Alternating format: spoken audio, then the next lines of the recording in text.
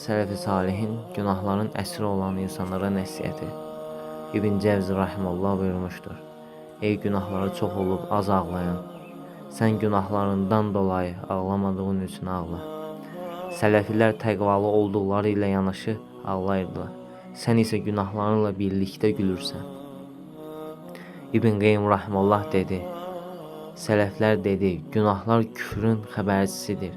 Necə ki, hərarət ölümün xəbərçisidir. Haram işlədikcə vərdişlik yaradar, bir müddət sonra adiləşər, ən sonda halalmış kimi gəlməyə başlayar. Bir sonraki addımda isə küfürdür. Allah Azze ve Celle dedi, şeytanın addım izləri getməyin deyə buyurur. Belə ki, küfrə gedən yol ilk addımda şeytana uymaqla başlayır.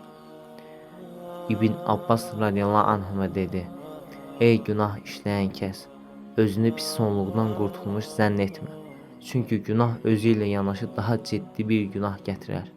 Sənin çiynindəki iki mələkdən həya etməyib, utanmadan günah işləməyə davam etməyin, işlədiyin o günahdan daha pisdir.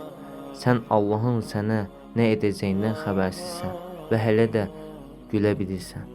Sənin günahlar içindəykən sevinməyin, işlədiyin günahdan daha pisdir və sənin günahlar üçün kədərlənməməyin işlədiyin